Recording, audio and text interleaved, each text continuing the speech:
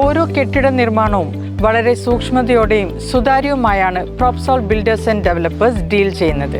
ഇന്ന് നമുക്കൊരു സൈറ്റ് വിസിറ്റാണ്. കണ്ണൂർ അലവിലിൽ days special school and palliative കെയറിനായി നിർമ്മിക്കുന്ന ബിൽഡിംഗ് കൺസ്ട്രക്ഷൻ സൈറ്റിലാണ് നമ്മളുള്ളത്.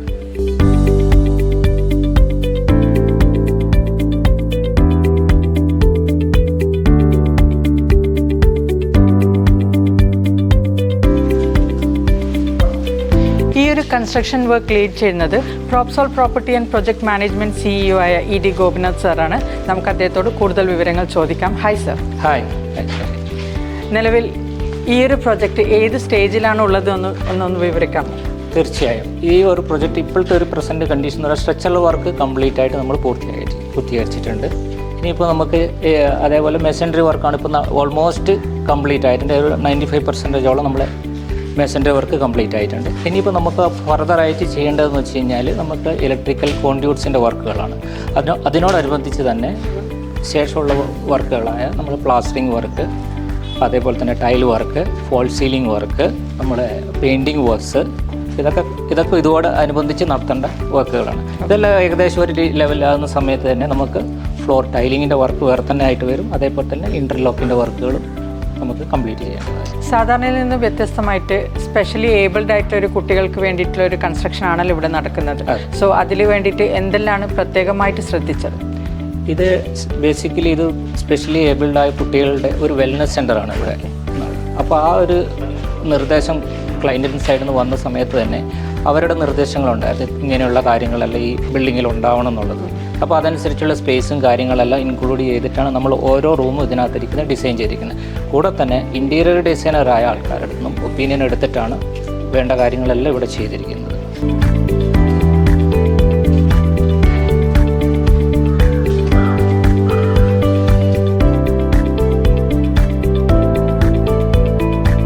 അപ്പോൾ നോർമലി ക്ലയൻസിൻ്റെ റിക്വയർമെൻറ്റ്സ് അനുസരിച്ചിട്ട് തന്നെ അവരുടെ റിക്വയർമെൻറ്റ്സ് പൂർത്തീകരിക്കുന്ന രീതിയിലാണ് ഈ ബിൽഡിംഗ് കൺസ്ട്രക്ട് ചെയ്തിരിക്കുന്നത് എന്ന് പറയാം അല്ലേ?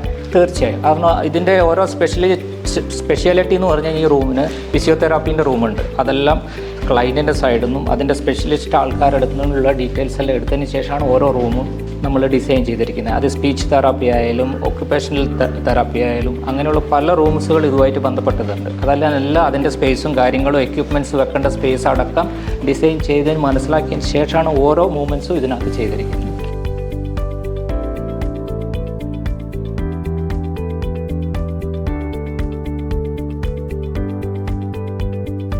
നോർമലി എന്തെങ്കിലും കൺസ്ട്രക്ഷൻ നടക്കുമ്പോൾ അല്ലെങ്കിൽ ഓരോ കൺസ്ട്രക്ഷൻ നടക്കുമ്പോഴും പ്രോപ്സോൾ എന്തെങ്കിലും പ്രത്യേകമായിട്ട് അങ്ങനെ ശ്രദ്ധിക്കാറുണ്ടോ? ഒരു പ്രൊജക്റ്റ് നമ്മൾക്ക് അവാർഡായതിനു ശേഷം ഫസ്റ്റ് നമ്മൾ എന്താണ് ചെയ്യുന്നതെന്ന് വെച്ച് കഴിഞ്ഞാൽ അതിൻ്റെ പ്രോപ്പറായിട്ടുള്ള ഒരു ലാൻഡ് സർവേ നമ്മൾ കൃത്യമായിട്ട് ചെയ്യും.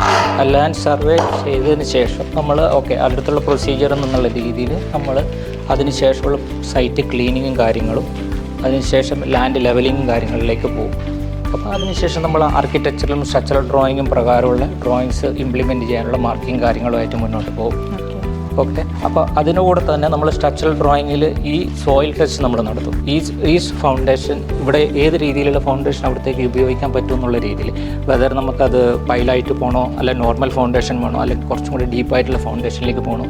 അപ്പോൾ അതിന് മുന്നോടിയായിട്ട് നമ്മൾ ഫസ്റ്റ് ഇതിൻ്റെ ഒരു സോയിൽ ടെസ്റ്റ് ചെയ്ത് അതിൻ്റെ റിസൾട്ട് എടുത്തതിന് ശേഷമുള്ള രീതിയിലേക്ക് അതിന് ശേഷമാണ് നമ്മൾ സ്ട്രക്ചറിൻ്റെ ഡിസൈനിലേക്ക് പോകുക. സ്ട്രക്ചർ വൺസ് ഡിസൈൻ വന്നതിന് ശേഷം നമ്മൾ അതിൻ്റെ കറക്റ്റായിട്ടുള്ള ഇത് പ്രകാരമുള്ളത് എക്സ്കവേഷനും കാര്യങ്ങളെല്ലാം പ്രൊവൈഡ് ചെയ്ത് ഫൗണ്ടേഷൻ വർക്കിലേക്ക് നമ്മൾ നീങ്ങും. അതിന് ആപ്റ്റായിട്ടുള്ള മെറ്റീരിയലും കാര്യങ്ങളും അത് ക്ലയൻറ്റുമായിട്ട് ഇന്ന് ഡിസൈഡ് ചെയ്തിട്ടുള്ള ഓരോ അപ്രൂവ്ഡ് മെറ്റീരിയൽസും ഉണ്ട്. ഈവൻ നമ്മൾ പ്രൈമറി സ്റ്റീൽസാണ് നമ്മളെ കൺസ്ട്രക്ഷൻ ഉപയോഗിക്കുന്നത്. സിമെൻ്റ് ആയാലും അങ്ങനെയൊക്കെ ഉണ്ട്. അപ്പോൾ ഏതൊക്കെയാണ് സ്പെസിഫൈഡ് എന്നുള്ള ക്ലയൻറ്റുമായിട്ട് ഡിസ്കസ് ചെയ്ത് ഒരു എഗ്രിമെൻ്റ് ആക്കിയതിന് ശേഷമാണ് ഓരോ മെറ്റീരിയൽ നമ്മൾ പ്രൊക്യൂർ ചെയ്യുന്നതും അത് സൈറ്റിൽ ഇംപ്ലിമെൻറ്റ് ചെയ്യും. Thank you sir. സാറിൻ്റെ അടുത്ത് സംസാരിച്ചതുപോലെ തന്നെ പ്രോപ്സോൾ ബിൽഡേഴ്സ് ആൻഡ് ഡെവലപ്പേഴ്സ് ഏതൊരു കൺസ്ട്രക്ഷൻ ഏറ്റെടുക്കുമ്പോഴും അതിൻ്റെ ലീഗലായിട്ടുള്ള എല്ലാ പ്രൊസീജിയേഴ്സും പൂർത്തിയാക്കി ക്ലയൻസിൻ്റെ റിക്വയർമെൻറ്റ്സ് കൂടുതലായി ഉൾക്കൊണ്ട് വളരെ സുതാര്യമായിട്ടാണ് ഓരോ കെട്ടിട നിർമ്മാണവും പൂർത്തിയാക്കുന്നത്. കൂടുതൽ സൈറ്റിൻ്റെ അപ്ഡേഷനുമായി നമുക്ക് വീണ്ടും കാണാം. Until then it's me signing off. Thank you.